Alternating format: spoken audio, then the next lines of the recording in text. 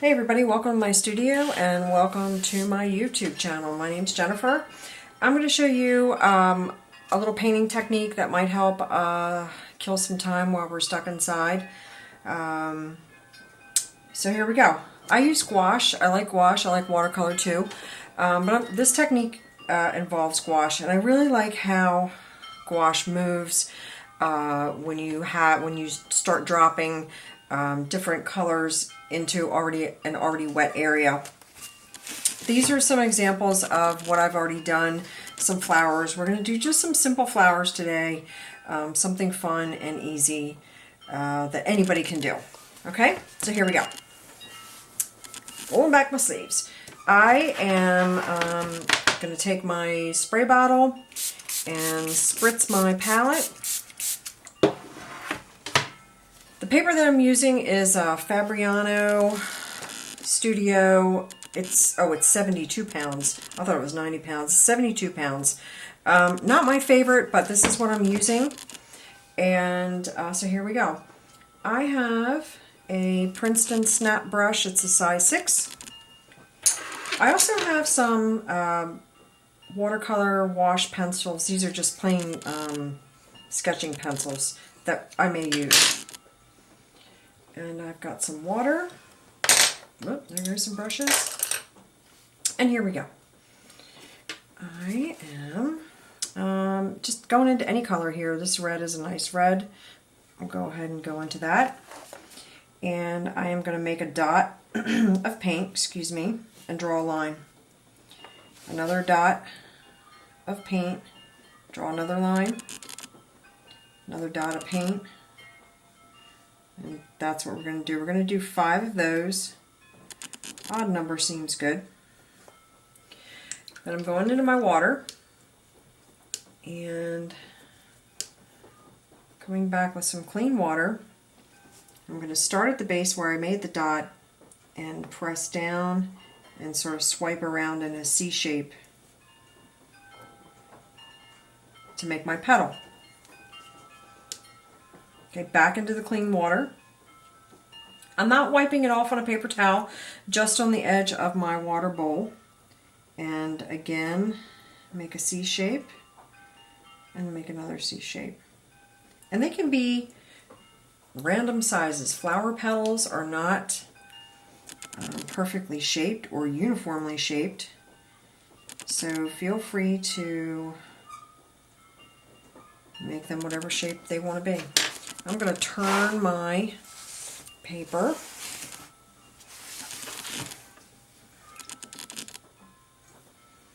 Okay.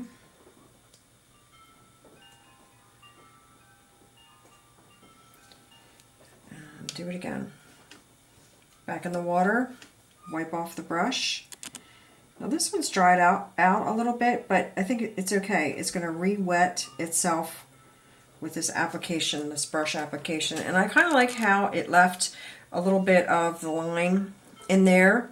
I think it's kind of neat. It's like your center of your petal. So now the fun part. I'm going to start dropping dabs of color in here. And you can see here on this flower how it just, I don't know, there's just something about how gouache interacts with itself. It's just really pretty. I'm going to go with some orange.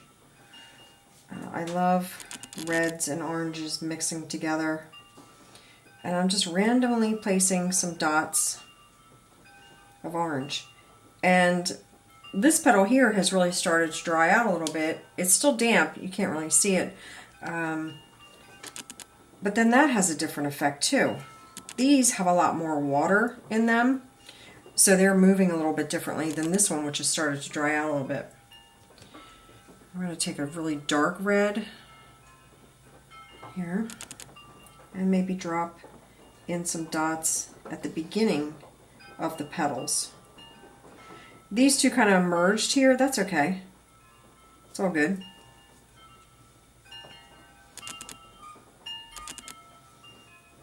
These are all happy little accidents.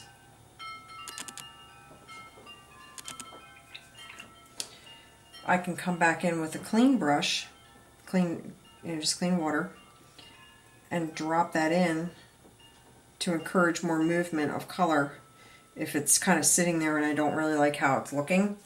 If it looks like a big blob, then sometimes what I'll do is just take some clean water, drop that in, and that kind of fans out the color.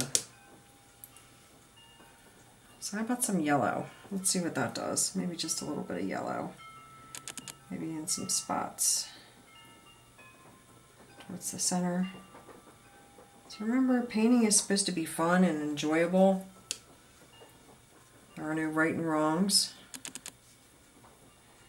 As long as you're enjoying yourself, that's all that matters. So yes, my flower does have yellow and orange and red in its petals, because it's my flower. Okay, I'm going to do a leaf in the same way.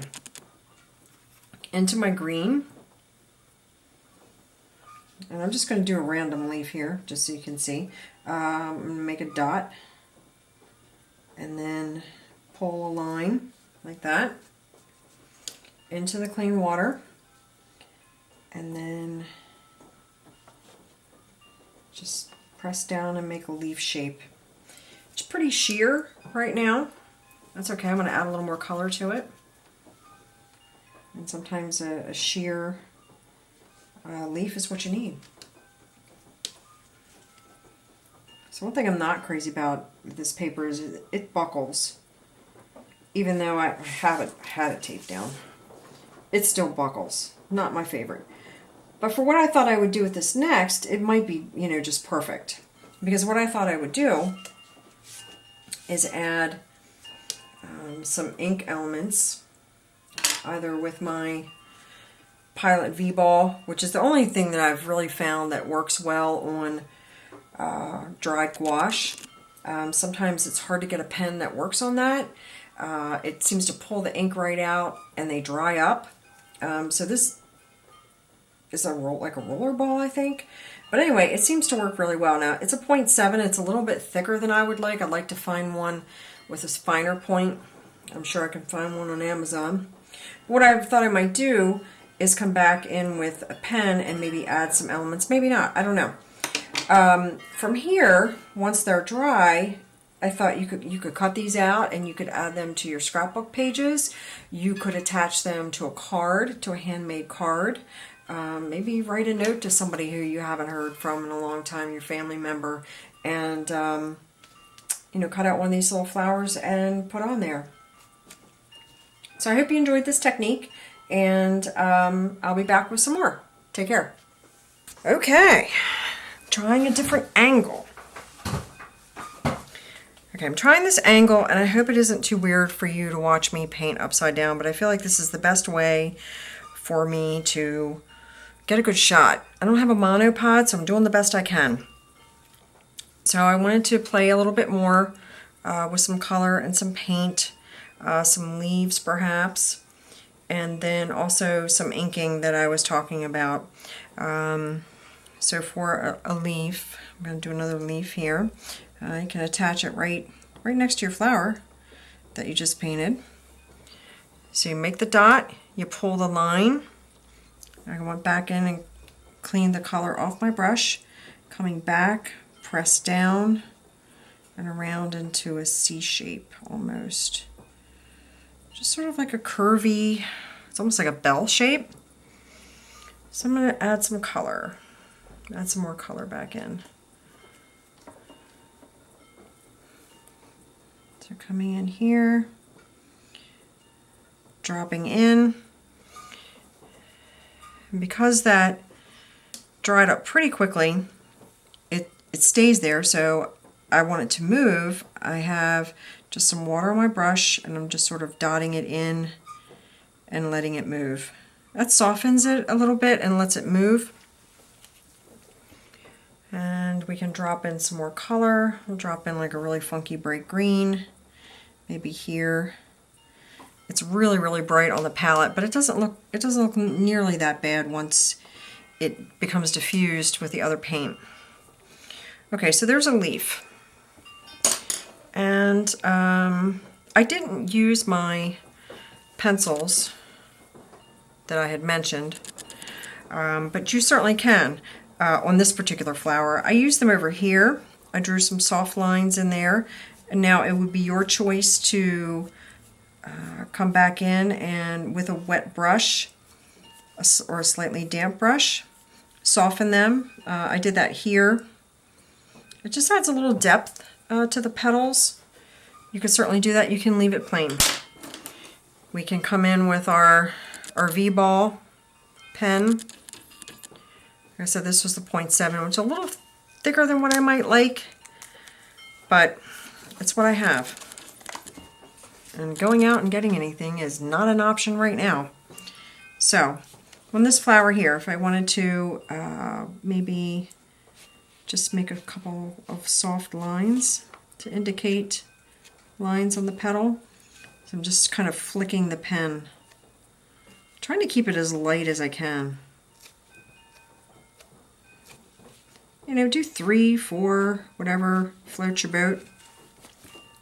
I like to make dots to indicate some, you know, depth and shadow.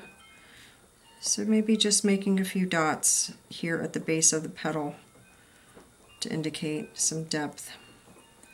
If you wanted to make centers for your flower, you could draw one big circle, or you could draw some little circles here to indicate the center of the petal. Put some dots there, or the center of your flower. And there you go. So those are some more ideas that you can do with your flowers. So let me take a very teeny tiny brush and show you what it would look like on this one where I use the pencil. So this is the one where I put in some of that graphite watercolor pencil, so it's just regular pencil. So I have a very thin brush, very teeny tiny brush. It's like a 0 or 1. That's actually a 2. I was wrong about that. Not a whole lot of water. I don't want this to get too watery. And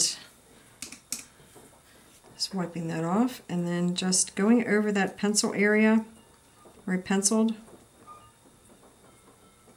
Just making the same kind of flicks with the brush that I did with the pen. Adds a little bit. You can leave it with just plain pencil. I like that look too.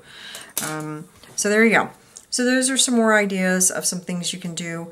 Cut them out, use them in your scrapbooks, paint them on a card to send to somebody, have fun, and enjoy your painting.